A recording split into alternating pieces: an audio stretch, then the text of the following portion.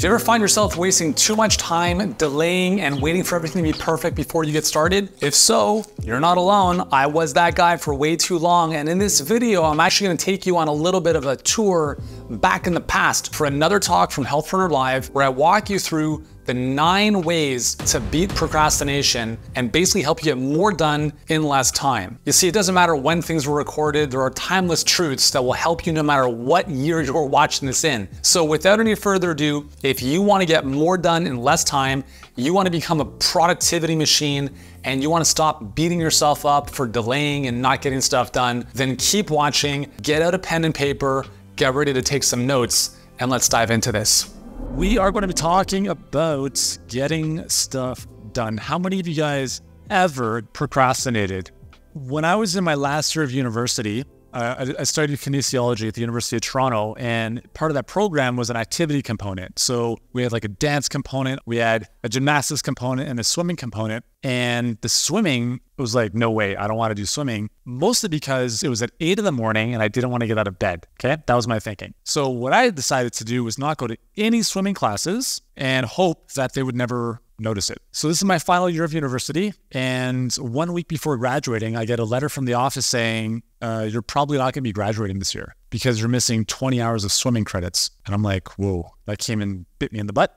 So what I had to do in my last week before graduating was I had to make up 20 hours of swimming, and it was a combination, because there wasn't enough time to get all that in. I had to do a combination of aquafit with 70-year-old ladies, which was actually fun. And what wasn't as much fun was the swim training. For me, swimming 2 lengths is like, I feel like I have to have a smoke afterwards, you know, not that I smoke, but it was really exhausting. So I'm looking at the flutter board and it's like 50 times front crawl, 50 times breaststroke. So I had to do that for 20 hours to graduate. And I had to write a whole paper on procrastination. So I can literally say that I've written the book on procrastination. And even to this day, there are things that I procrastinate on.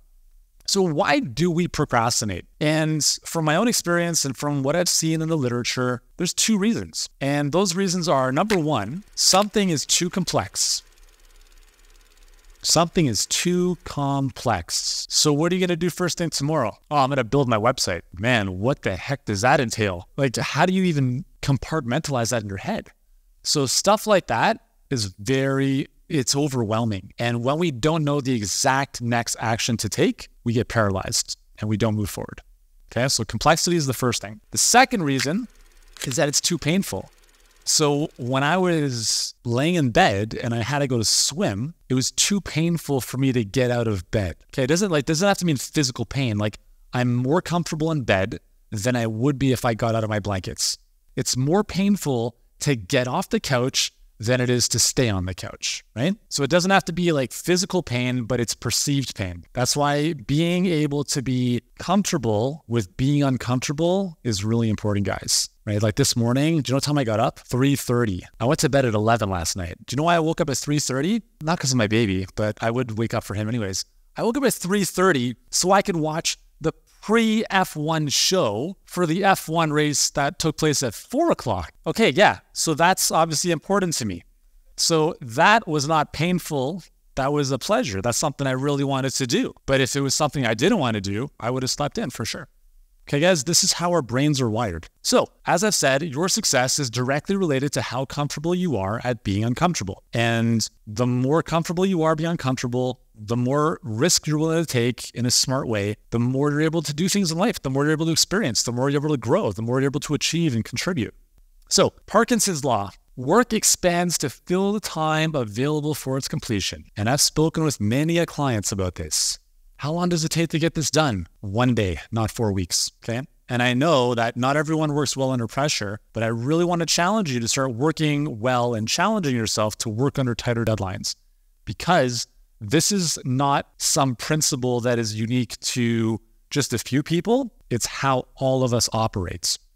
So if you give yourself a week to complete a 2-hour task, then psychologically speaking, the task will increase in complexity and become more daunting so as to fill that week. So if we look at build website, even if that's a very complex thing, okay, well, what is something simple that we could do? Write headline for main page. When is that going to get done? Next week. No. It's not going to get next week. It's going to get done in 5 minutes from now. Okay, guys, like you have to find a way to put yourself under tighter deadlines.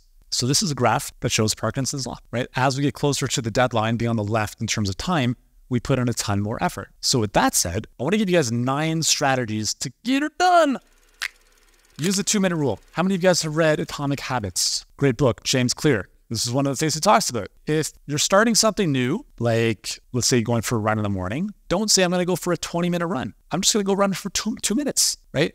Break and chunk things down into 2 minutes. I'm not going to write a whole Facebook ad. I'm just going to write the headline, right? Or I'm just going to identify the audience. Something that is super, super, super actionable. And in your mind is like, yeah, I could do that. It's going to take 30 seconds or a minute. But here's the cool thing. What happens if you go for a run for 2 minutes? Are you going to stop and go back home? Probably not. So really look at how you can chunk yourself or chunk your activities down into super, super small segments. And then as you get better at this, then obviously you can expand. But anytime we're creating a new habit, keep it simple. Use the carrot or the stick. How many of you guys are motivated by the potential, the pleasure, the opportunity? Like if you do this, you're going to get this amazing reward. And that's like motivating enough to make you do something. Okay, how many of you guys are motivated by the stick? Like if you don't do this, some really shitty stuff is going to happen, right? And it might be a combination of both. And I realized for myself, like I thought I was motivated by the carrot, which I am, but I was also really motivated by the stick. Get viscerally associated to the worst case scenario so that it really affects you viscerally so that that's not even an option. Like you're like bouncing out of bed to get stuff done, okay? And then you're really drawn forward based on the opportunity.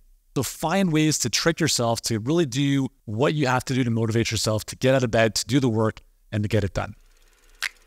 Number 3, set hard constraints. I don't know if this is David Blaine or someone else. Have you ever seen these magic tricks where they put themselves locked in an aquarium pretty much, or just try to find like a way to get out? That's a hard constraint. You don't get out, you die. Now, thankfully, we don't have to do that to ourselves, but one of the reasons I love having kids is that I have hard constraints. They go to school at 9, I pick them up at 3. If I work beyond 3 o'clock, now I'm just not a good parent, and I'm more or less not an effective business owner. If I can't get enough done in 6 hours, there's something majorly wrong with the way I'm working. So if you have kids, great. If you don't have kids, it doesn't matter. But the thing is, you want to set hard constraints, which means how much time do you give yourself to work on something? So in your business, think of when you're planning out your week, you're planning out your day. So tomorrow, the top 3 things I'm going to do are this, this, and this. That's fine. That's a good start. But to really amplify that, look at the first thing I'm going to do is this. And I'm going to do that between 7 a.m. and 7:45. At 7:45 requires a little bit of discipline to stop and do something else. And really just give yourself those constraints so that 7 a.m. doesn't turn into 3 hours later. Okay, because number 1, you're going to burn out. Number 2, you're not going to be as productive. And then you train yourself to just take your time, right? So really set hard constraints. So to help you do that, fill your calendar. Put the most important things in first. If that's, time for meditation, time for your kids, date night, workouts, whatever those might, the most important things in your life, put those in your calendar and schedule them. Put in like the big rocks in the jar before you put the sand in. Then you put your activities work-wise into the calendar. And as best as you possibly can, say at 10 a.m. on Monday, I'm going to write 1 ad, or that's my ad writing time.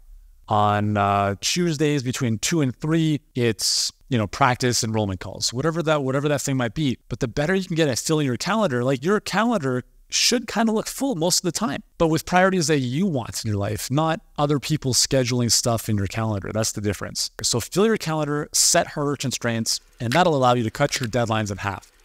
One of the questions I ask people sometimes, not all the time, and you can use this on your phone calls if you wanted to, is if someone has kids, if your kids were kidnapped and you had to get this thing done in order for those kids to be given back to you, and I told you that you thought it was going to take you 6 months, but I said you had 1 month to get that done in order to get your kids back, would you do it? What logical, sane human being would say, I don't know, life is tough, I got Netflix? It's bullshit, guys, right? It's nonsense. Okay? All that matters. Remember, we talked about this. You either have your story or replace your story with, it's just not that important. If it's a must, you'll make time. And if it's not, you'll find time. So make it a must and cut your deadlines in half and use Parkinson's law to your advantage. Get paid accountability. Work with us, right? Or somebody else, right? That's why clients hire you, because they know that they're not getting results on their own. Even if they just paid to work with you, the very fact that they've invested, they're more likely to get the results, right? 7, raise your ambition. Raise your ambition. ambition. I believe, and I tell my kids this, I believe you should be pursuing making the most amount of money as possible while you're on this planet. And the reason for that is not because of the money, it's about who you become in the process. Would you guys agree that there's probably a very big difference between somebody flipping burgers at McDonald's, no offense, and somebody like Warren Buffett in terms of their growth? The reason the most highly paid people get paid what they get paid is that very few other people can do what they do. People are now getting replaced at McDonald's by iPads, and they're complaining. Well, here's an idea. Become more valuable, raise your ambition, contribute more. The more money you make, the more you grow. The more you grow, the more you can give. And it's this beautiful circle. So it's not about like buying the cool cars and the houses. And you should have all of that stuff, by the way, if you want it. There's nothing wrong with it. You were put on this planet to enjoy the fruits of this beautiful planet. Never feel bad about what you want, okay? And understand that the only limitation is your ambition. If you don't set the bar high enough, you will get what you settle for. Right? And there's nothing wrong with what you want or desire, but if you want more, just keep setting the bar higher. The more you set, the more you get. Check this out. A shark in a fish tank will grow 8 inches, but in the ocean, it will grow to 8 feet or more. The shark will never outgrow its environment, and the same is true about you. Many times, we're around small thinking people, so we don't grow. Change our environments and watch your growth, right? You become your environment. If a friggin' shark is gonna grow to 8 inches, it's crazy, guys. Hang around winners, hang around people who inspire you, who have you thinking bigger, who just make you wanna be a bigger, better version of yourself. Just the very fact that you are around those people will just like a vacuum take you to the next level. Years ago, I was in a mastermind, and I remember a good buddy of mine who was just starting out online at the time. He was sitting at this table and he's leaning back and he looks over at our mutual friend beside him who's checking his stats for the day's sales. And he's leaning back and he's like, what? So he sees numbers like $25,000 a day, $32,000 a day, $21,000 a day. And he's thinking to himself, what the hell? Like, this is a good friend of mine who I've known for a while.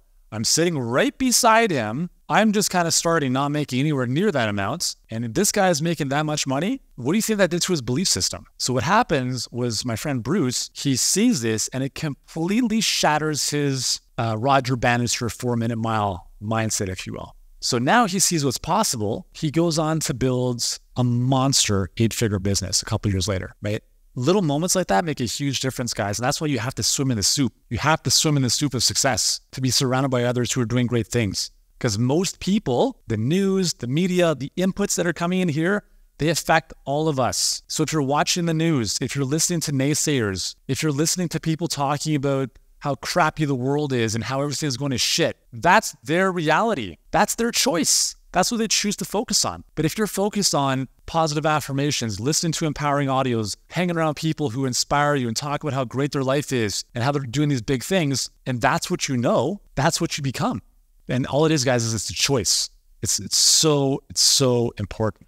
And finally is see yourself differently. How many of you guys have read the book Psycho-Cybernetics? Yeah, a good portion of you. So plastic surgeon starts noticing that people come in for nose jobs, so they feel better about themselves or whatever. They get the nose job, and then very quickly, they revert back to feeling crappy again. So he's like, hold on, what's going on here? And he realized that their self-identity had not changed. What they saw in the mirror was still the old self. Again, this doesn't happen overnight, but this is about conditioning yourself every single day to become a different version of yourself if that's what you want. So, like, I don't know if you have a belief like, I just don't drink. It's not like, I don't think I want to drink. Like, I'm the type of person who doesn't drink alcohol, right? That is a self-identity statement. And if you drank alcohol, that's incongruent with who you are, and you're less likely to do that, right? I am the type of person that gets up every single morning at 5 a.m., and meditate and like whatever the thing is for you. There's a very big difference between like, I want to do this thing and saying, I am the type of person, like you're setting rules for who you are. I am the type of person who does this. I'm the type of person who believes this. I'm the type of person who hangs around with these types of people. The more you affirm that to yourself, that's who you become over time. It doesn't happen overnight, but with consistency, it can happen.